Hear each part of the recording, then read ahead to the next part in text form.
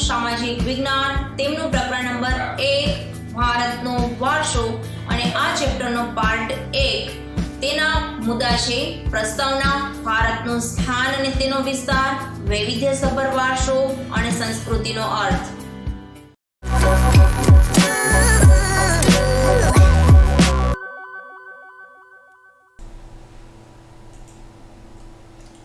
આ ચેપ્ટરનો ભારાંક છે 2021ના ગુણભાર પ્રમાણે 6 ગુણ. બાકી આ ચેપ્ટરમાંથી દર વર્ષે 4 ગુણનું પૂછાય છે. તો 6 ગુણ પ્રમાણે જોઈએ તો કુલ એક 3 ગુણનો પ્રશ્ન, એક હેતુલક્ષી પ્રશ્ન અને એક 2 ગુણનો પ્રશ્ન પૂછાઈ શકે. આમાંથી ઓપ્શનની અંદર વધારાના કોઈ પણ પ્રશ્ન પૂછાઈ શકે તેમ નથી. સૌપ્રથમ આપણે જોઈએ પ્રસ્તાવના. પ્રસ્તાવનાની અંદર પ્રશ્ન નીકળે છે. પ્રશ્ન નંબર 1, ભારતની વિશેષતાઓ જણાવો અથવા સંસ્કૃતિના સંદર્ભમાં ભારતનો પરિચય આપો. આઈએમપી પ્રશ્ન છે અને 2 ગુણના પ્રશ્ન તરીકે યાદ રાખવાનું છે. ભારત પ્રાચીન સંસ્કૃતિ ધરાવતો દેશ છે. ભારતના પ્રાચીન ગ્રંથ વિષ્ણુ પુરાણમાં ભારત માટે ભારત વર્ષ નામનો ઉલ્લેખ કરેલો છે. આઈએમપી શોર્ટ ક્વેશ્ચન કે ભારતના કયા ગ્રંથની અંદર ભારત વર્ષ નામનો ઉલ્લેખ કરેલો છે? તો વિષ્ણુ પુરાણમાં ભારત માટે કયા નામનો ઉલ્લેખ કરેલો છે? ભારત વર્ષ નામનો ઉલ્લેખ કરેલો છે. ભારત વિશે વિષ્ણુ પુરાણમાં એમ કહેવામાં આવ્યું છે કે ઉત્તરમ યસ સમુદ્રસ્ય હિમાદ્રેશ્ચૈવ દક્ષિણમ વર્ષ તદ ભારત નામ ભારતી યત્ર સંસતિહ. હવે એનો અર્થ પણ નીચે આપ્યો છે. એક્ઝામમાં તમારે સંસ્કૃતનો શ્લોક નથી લખવાનો, પણ જે અર્થ ગુજરાતીમાં આપ્યો છે એ લખવાનો છે. સમુદ્રની ઉત્તરે અને હિમાલયની દક્ષિણે આવેલા સ્થળનું નામ ભારત વર્ષ છે, જેના સંતાનો ભારતીય છે તેમ કહેવાયું છે. ભારતમાં શુભ કાર્યોની શરૂઆતમાં લેવાતા સંકલ્પોમાં ભારત વર્ષ, ભરતખંડ, જંબુદ્વીપ અને આર્યાવર્ત વગેરે શબ્દોનો ઉપયોગ થાય છે. ભારતના કોઈ શુભ કાર્ય, કોઈ યજ્ઞ થતા હોય, કોઈ માંગલિક પ્રસંગો થતા હોય ત્યારે આ 4 શબ્દ છે એનો ઉલ્લેખ થાય છે. તો એ વિકલ્પ સ્વરૂપે પણ યાદ રાખવાનું છે. ભારત વર્ષ, ભરતખંડ, ભરત રાજાના નામ ઉપરથી ભરતખંડ એવું રાખવામાં આવેલું છે, કારણ કે રાજા ભરત માટે પૃથ્વી પર 9 ખંડોમાંનો જે એક ખંડ છે એ ભારતખંડ છે, એક વિભાગ છે જે ભરતખંડના નામથી ઓળખાય છે. જંબુદ્વીપ એટલે અહીંયા આપણે એનો અર્થ કરશું વિશાળ પ્રદેશ. કહેવાય છે કે મધ્યલોકમાં જે એક સર્વપ્રથમ દ્વીપ તૈયાર થયો હતો એ જંબુદ્વીપના નામથી ઓળખાય છે, એટલે એક વિશાળ દ્વીપ છે. અને આર્યાવર્ત એટલે આર્યોની નિવાસ સ્થાન, એટલે કે આર્યો જે વિસ્તારમાં રહેતા હતા એને આર્યો ભૂમિ તરીકે ઓળખવામાં આવે છે. એ વિસ્તાર આર્યાવર્ત તરીકે પણ ઓળખાય છે. ભારતની ઉત્તરે હિમાલય, પૂર્વ, પશ્ચિમ તથા દક્ષિણ દિશાઓમાં સમુદ્ર જેવી કુદરતી સીમાઓ ધરાવે છે. આપણા દેશની સમૃદ્ધિથી આકર્ષાઈને અનેક વિદેશી પ્રજાઓ વ્યાપાર કરવા આવી, સ્થાયી થઈ અને ભારતીય સંસ્કૃતિના મહાનદમાં ભળી ગઈ. હવે જુઓ તો આપણી ભારતની સમૃદ્ધિથી આકર્ષાઈને વિદેશની ઘણી બધી પ્રજાઓ, જે 2જી સદીમાંની વાત કરીએ, આર્યો છે, દ્રવિડો છે, મોગલોઇડ છે, આર્મેનોઇડ છે, ત્યાર પછી હબસી પ્રજા છે, શક, કુષાણ, હોણ વગેરે જેવી પ્રજાઓ ભારતમાં આવી અને કાયમી માટે રહેવા લાગી, એટલે કે કાયમી માટે સ્થાયી થઈ ગઈ. અને ભારતની સંસ્કૃતિના, એટલે કે આપણી સંસ્કૃતિનો જે પ્રવાહ છે, મહાનદ એટલે પ્રવાહમાં ભળી ગઈ. એ લોકોએ આપણી સંસ્કૃતિનો સ્વીકાર કરી લીધો અને એ જે બીજી વિદેશી પ્રજાઓ હતી એની અંદર કંઈક જે નવીન વિશેષતા હતી સંસ્કૃતિની અંદર એ ભારતના લોકોએ સ્વીકારી લીધી, એટલે કે બંને વચ્ચે આદાન પ્રદાન થયું. આ આદાન પ્રદાનથી પરસ્પર પ્રક્રિયા દ્વારા દેશમાં અનેક પરિવર્તનો જોવા મળ્યા છે અને એ રીતે એક પેઢીમાંથી બીજી પેઢીમાં આપણા વારસાનું હસ્તાંતરણ થયું અને સાતત્યપૂર્ણ વિકાસ થયો. એટલે કે આપણા વારસાનો જે વિકાસ છે પેઢી દર પેઢી ચાલ્યો આવે છે અને એક પેઢીમાંથી બીજી પેઢીમાં હસ્તાંતરણ થાય છે અને સાતત્યપૂર્ણ એટલે વ્યવસ્થિત વિકાસ થયો છે. બીજો મુદ્દો છે ભારતનું સ્થાન અને તેનો વિસ્તાર. પણ આપણો જે આગળનો પ્રશ્ન છે ભારતની વિશેષતાવાળો એક કન્ટિન્યુ છે, એ આમાંથી 2 મુદ્દાની અંદર જવાબમાં લખવાના છે. વર્તમાન સમયની વાત કરીએ તો વર્તમાન ભારતના સ્થાન, કદ અને વિસ્તાર વિશે આપણે ધોરણ 9 ની અંદર વિસ્તૃત અભ્યાસ કરી ગયા છીએ. પ્રાચીન સમયનું ભારત ઘણું વિશાળ હતું. આ મુદ્દાને આપણે આગળ એડ કરશું નહીં. ત્યાર પછીના બે મુદ્દા છે જે શોર્ટ ક્વેશ્ચન માટે મહત્વના છે અને આગળના 2 ગુણના પ્રશ્નમાં તમારે એને એડ કરવાના છે. હાલમાં વિશ્વમાં ભારત વિસ્તારની દ્રષ્ટિએ 7મું અને વસ્તીની દ્રષ્ટિએ બીજું સ્થાન ધરાવે છે.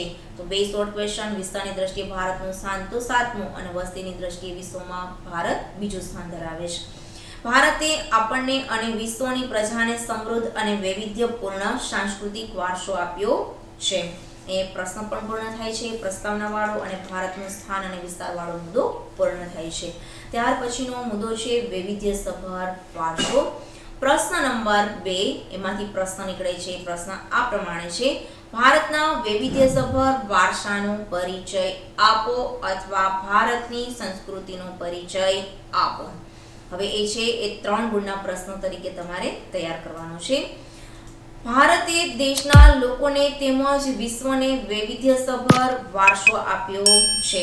બરાબર. વૈવિધ્યસભર સમૃદ્ધ શબ્દ પણ વાપરી શકાય, ભવ્ય શબ્દ પણ વાપરી શકાય. એટલે કે વૈવિધ્યસભર, સમૃદ્ધ અને ભવ્ય વારસો ભારતને આપ્યો છે. ભારતની સંસ્કૃતિ શાંતિપ્રિય અને વેપારી સંસ્કૃતિ રહી છે. તો 1 માર્કનો શોર્ટ ક્વેશ્ચન. ભારતની સંસ્કૃતિ કેવી રહી છે? તો કે શાંતિપ્રિય અને વેપારી સંસ્કૃતિ રહી છે. કારણ કે ભારતની પ્રજા વિદેશની અંદર એક વેપારી પ્રજા તરીકે ઓળખાય છે. ભારતની સંસ્કૃતિ સત, ચિત્ત અને આનંદનો અનુભવ પ્રાપ્ત થાય છે. ભારતની સંસ્કૃતિમાંથી શેનો અનુભવ પ્રાપ્ત થાય છે? શોર્ટ આઈએમપી પ્રશ્નો યાદ રાખવાનું છે. સત, ચિત્ત અને આનંદ. સત એટલે સત્યની ભૂમિ, ચિત્ત એટલે મનનની ભૂમિ, અને આનંદ એટલે લોકો છે બધા આનંદિત રહે. બરાબર. એટલે સત, ચિત્ત અને આનંદનો અનુભવ કરાવે છે. ભારતના ભાતીગળ વારસા અને સમૃદ્ધિથી આકર્ષાઈ વિદેશની અનેક પ્રજાઓ ભારતમાં આવી અને ભિન્ન ભિન્ન સંસ્કૃતિ સાથે એમનું આદાન પ્રદાન થયું. આ આદાન પ્રદાન થકી ભારતીય સંસ્કૃતિ સમૃદ્ધ બની છે. ભાતીગળ એટલે અહીંયા યાદ રાખશું આપણે વિવિધતા. ઇતિહાસમાં આ શબ્દ વારંવાર વપરાશે, તો તમારે યાદ રાખવાનું ભારતની વિવિધતાથી, એની સમૃદ્ધિ, એની સંસ્કૃતિથી આકર્ષાય અને વિદેશી પ્રજા ભારતમાં આવી અને બંને વચ્ચે આદાન પ્રદાન થયું અને એક સમૃદ્ધ સાંસ્કૃતિક વારસો તૈયાર થયો. ત્યાર પછી ભારતની સંસ્કૃતિના અહિંસા અને વિશ્વ શાંતિના મૂલ્યો આજે વિશ્વભરમાં પ્રશંસા પામ્યા છે. કારણ કે ભારત છે એ અહિંસામાં માનવા વાળું છે તેમજ વિશ્વ શાંતિમાં માનવા વાળો છે. એટલે કે જ્યારે બી ભારત આઝાદ થયો ત્યારે પણ, જ્યારે સંયુક્ત રાષ્ટ્ર સંઘની બેઠક બોલાવવામાં આવી ત્યારે પણ ભારતે સંપૂર્ણપણે નિશસ્ત્રીકરણ અપનાવી અને સર્વ દેશોની અંદર, વિશ્વની અંદર વિશ્વ શાંતિ બને એવો પ્રયાસ ભારતે કરેલો છે. તો એ અગાઉ આઝાદી પહેલા પણ ભારત એવું જ ઈચ્છતું હતું કે શાંતિથી રહેવું, એટલે કોઈ દેશ બીજા દેશને હેરાન ન કરે અને દેશમાં પણ એવા કોઈ આંતરિક પ્રશ્નો ઊભા ન થાય કે જેના કારણે જે શાંતિ છે એનો ભંગ થાય. ત્યાર પછી આગળ જગતના દેશોએ આ મૂલ્યો સ્વીકારેલા છે. એટલે કે અહિંસા અને વિશ્વ શાંતિના ભારતના મૂલ્યો છે એ વિશ્વના અન્ય દેશોએ પણ એનો સ્વીકાર કર્યો છે. સિંધુ ખીણની સંસ્કૃતિના લોકોથી શરૂ કરીને આજ દિન સુધીના લોકોએ ભારતની પોતાના આવડત, બુદ્ધિ, શક્તિ, કલા, કૌશલ્ય દ્વારા ભારતના વારસા અને સંસ્કૃતિને સમૃદ્ધ બનાવ્યા છે. એટલે કે પેઢી દર પેઢી જે બી નવી જનરેશન આવતી ગઈ એમ જો દાદા છે તો એને કંઈક નવું શીખેલું છે, એને પપ્પાને આપ્યું વારસા સ્વરૂપે, પપ્પાએ કંઈક નવું શીખી અને જે દાદાએ આપેલું હતું એ અને એમાં કંઈક નવું એડ કરી અને એમના સંતાનોને આપે છે. તો આ રીતે પોતાની બુદ્ધિ, શક્તિ, આવડત અને કલા કૌશલ્ય દ્વારા દર નવી પેઢીએ કંઈક નવું એમાં એડ કરી અને આગળની જનરેશનને આપવામાં આવે છે. આ રીતે આપણો વારસો છે એ સમૃદ્ધ સાંસ્કૃતિક વારસો તૈયાર થયો છે. ભારતના ભવ્ય વારસાના નિર્માણ અને ઘડતર માટે અનેક ઋષિમુનિઓ, સંતો, વિદુષીઓ, વિદ્વાનો, ચિંતકો, કલાકારો, કારીગરો, વૈજ્ઞાનિકો, સંશોધકો, સાહિત્યકારો, શિક્ષણશાસ્ત્રીઓ, રાજનીતિજ્ઞો, ઇતિહાસકારો, સમાજ સુધારકો વગેરેનો અગત્યનો ફાળો જોવા મળે છે. હવે આ 2 ગુણનો પ્રશ્ન છે. તમને પ્રશ્ન પૂછાય કે ભારતના સાંસ્કૃતિક વારસાના ઘડતરમાં કોનો ફાળો મહત્વનો છે, કોને કોને ફાળો આપેલો છે, તો તમારે આમાંથી કોઈ પણ ઓછામાં ઓછા 8 મુદ્દા છે લખવા પડે. મોટાભાગના તમને સમજાઈ જાય એવા છે, પણ એક શબ્દ નવો છે, એ છે વિદુષીઓ. વિદુષીઓ એટલે વધારે ભણેલી ગણેલી અને વેદોની જાણકાર વાળી સ્ત્રી, એને વિદુષી તરીકે ઓળખવામાં આવે છે. બરાબર, વિદ્વાન મહિલા પણ કહી શકાય.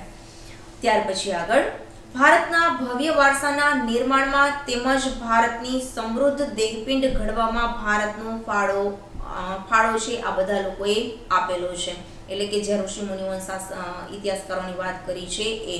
હવે શબ્દ એક નવો છે, દેહપિંડ. દેહપિંડ એટલે ભારતના સમૃદ્ધ રચના કરવા માટે, સંસ્કૃતિની રચના કરવા માટે દેહપિંડ એટલે આપણે રચનાના સંદર્ભમાં યાદ રાખશું. એ ઘડવામાં આ બધા લોકોનો ફાળો બહુ મોટો અને મહત્વનો છે.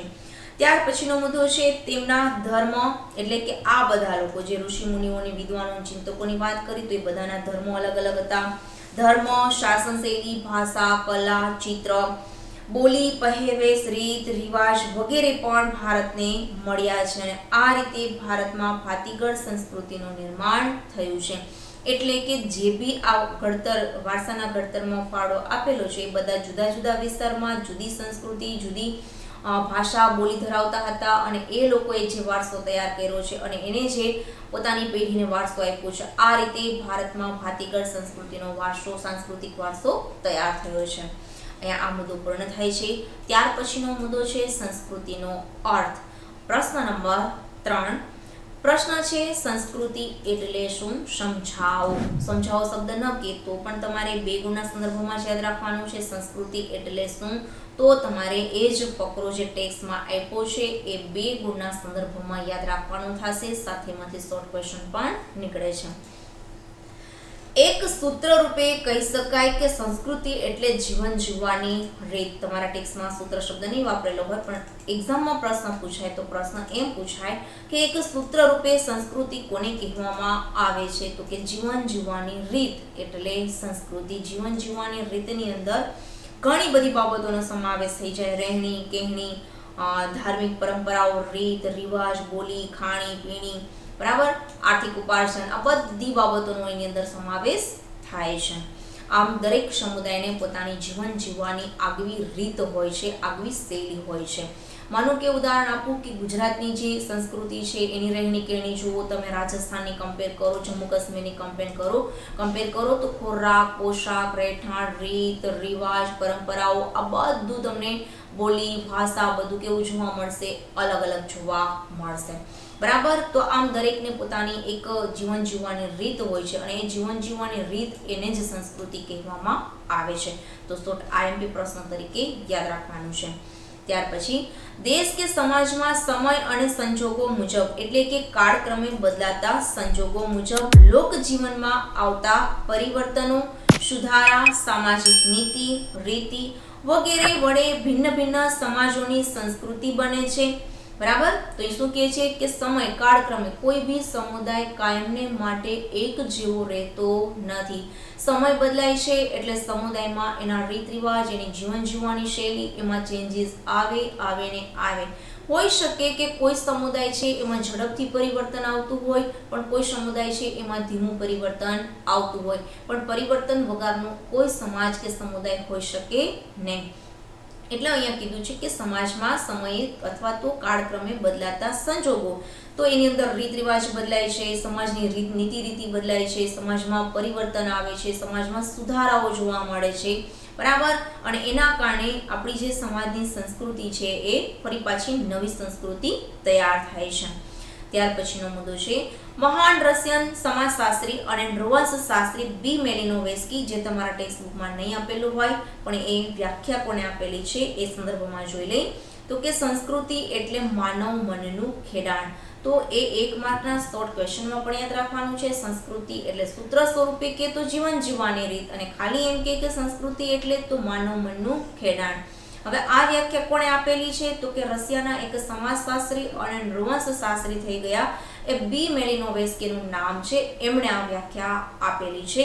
હવે તમને અહીંયા નૃવંશશાસ્ત્રી એટલે શું તો એ તમને કહી દઉં કે કોઈ પણ માનવ જાતિનો અભ્યાસ કરો. ઉદાહરણ તરીકે આદિવાસી સમુદાય છે તો એ એક જાતિ છે. બરાબર. તો આ જાતિનો ખાસી જાતિ છે, ગારો જાતિ છે.